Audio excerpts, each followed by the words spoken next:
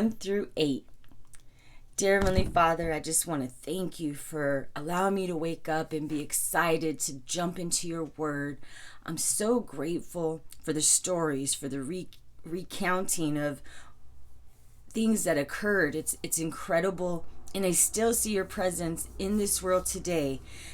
Maybe not exactly like the Israelites, but Lord, I know you're there, and I know you're a living God, and I know you're my God, and I'm so grateful, and I thank you, and I just ask that you allow me to gain more wisdom and knowledge from reading your word, spiritual wisdom, spiritual knowledge, and thank you. In Jesus' name, amen. After the death of Moses, the Lord's servant, the Lord spoke to Joshua, son of Nun, Moses' assistant, he said, "Now that my servant Moses is dead, you must lead my people across the Jordan River into the land I am giving them.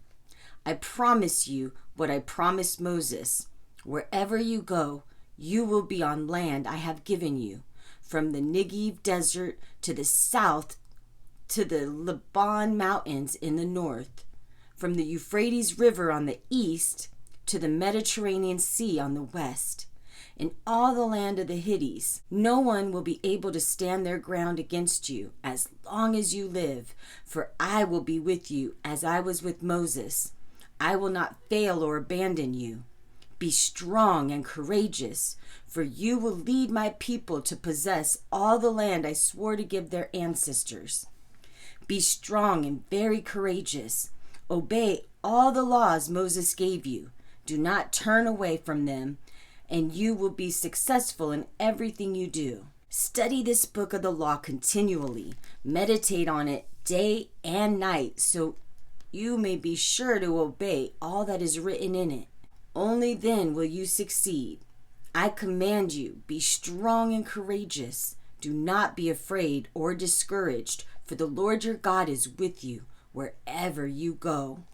Joshua then commanded the leaders of Israel, "Go through the camp and tell the people to get their provisions ready. In 3 days you will cross the Jordan River and take possession of the land the Lord your God has given you." Then Joshua called together the tribes of Reuben, Gad, and the half-tribe of Manasseh. He told them, "Remember what Moses, the servant of the Lord, commanded you. The Lord your God is giving you rest and has given you this land. Your wives, children, and cattle may remain here on the east side of the Jordan River, but your warriors, fully armed, must lead the other tribes across the Jordan to help them conquer their territory. Stay with them until the Lord gives rest to them as he has given rest to you, and until they, too, possess the land the Lord your God is giving them. Only then may you settle here on the east side of the Jordan River in the land that Moses, the servant of the Lord, gave you." They answered Joshua, "We will do whatever you command us, and we will go wherever you send us. We will obey you just as we obeyed Moses, and may the Lord your God be with you as he was with Moses. Anyone who rebels against your word and does not obey your every command will be put to death. So be strong and courageous." Then Joshua secretly sent out 2 spies from the Israelite camp at Acacia. He instructed them, "Spy out the land on the other side of the Jordan River, especially around Jericho." So the 2 men set out and came to the house of a prostitute named Rahab and stayed there for the night. But someone told the king of Jericho, "Some Israelites have come here tonight to spy out the land." So the king of Jericho sent orders to Rahab, "Bring out the men who have come into your house. They are spies sent here to discover the best way to attack us."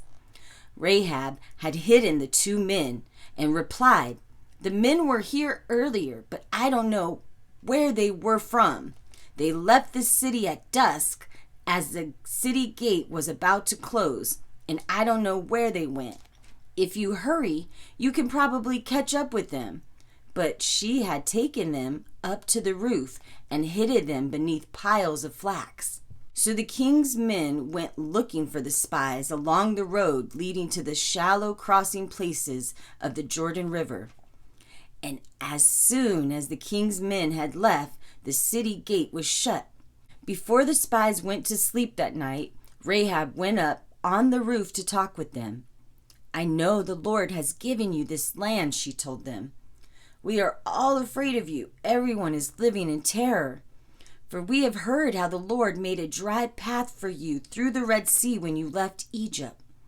And we know what you did to Sihon and Og, the two Amorite kings east of the Jordan River, whose people you completely destroyed. No wonder our hearts have melted in fear. No one has the courage to fight after hearing such things. For the Lord your God is the supreme God of the heavens above and the earth below. Now swear to me by the Lord that you will be kind to me and my family, since I have helped you. Give me some guarantee. When Jericho is conquered, you will let me live along with my father and mother, my brothers and sisters, and all their families. We offer our lives as a guarantee for your safety," the men agreed. "If you don't betray us, we will keep our promise when the Lord gives us the land." Then, since Rahab's house was built into the city wall, she let them down by a rope through the window. "Escape to the hill country," she told them. "Hide there for 3 days until the men who are searching for you have returned. Then go on your way." Before they left, the men told her, "We can guarantee your safety only if you leave the scarlet rope hanging from the window. And all your family members, your father, brother, mothers, and all your relatives must be here inside the house. If they go out into the street, they will be killed, and we cannot be held to our oath. But we swear that no one inside this house will be killed. Not a hand will be laid on any of them. If you betray us, however, we are not bound by this oath in any way." "I accept your terms," she replied, and she sent them on their way, leaving the scarlet rope hanging from the window. The spies went up into the hill country and stayed there 3 days. The men who were chasing them had searched everywhere along the road, but they finally returned to the city without success. Then the 2 spies came down from the hill country, crossed the Jordan River, and reported to Joshua all that had happened to them. "The Lord will certainly give us the whole land," they said, "for all the people in the land are terrified of us." Early the next morning, Joshua and all the Israelites left Acacia and arrived at the banks of the Jordan River, where they camped before crossing. 3 days later, the Israelite leaders went through the camp, giving these instructions to the people. "When you see the Levitical priests carrying the Ark of the Covenant of the Lord your God, follow them. Since you have never traveled this way before, they will guide you. Stay about a half mile behind them, keeping a clear distance between you and the ark. Make sure you don't come any closer." Then Joshua told the people, "Purify yourselves, for tomorrow the Lord will do great wonders among you." In the morning, Joshua said to the priests, "Lift up the Ark of the Covenant and lead the people across the river." And so they started out. The Lord told Joshua, "Today I will begin to make you great in the eyes of all the Israelites. Now they will know that I am with you, just as I was with Moses. Give these instructions to the priests who are carrying the Ark of the Covenant. When you reach the banks of the Jordan River, take a few steps into the river and stop." So Joshua told the Israelites, "Come and listen to what the Lord your God says. Today you will know that the living God is among you. He will surely drive out the Canaanites, Hittites, Hivites, Perizzites, Gershites, Amorites, and Jebusites." Think of it.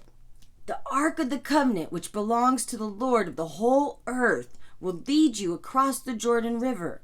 Now choose 12 men, one from each tribe. The priests will be carrying the ark of the Lord of all the earth. When their feet touch the water, the flow of water will be cut off upstream, and the river will pile up there in one heap. When the people set out to cross the Jordan, the priests who were carrying the Ark of the Covenant went ahead of them.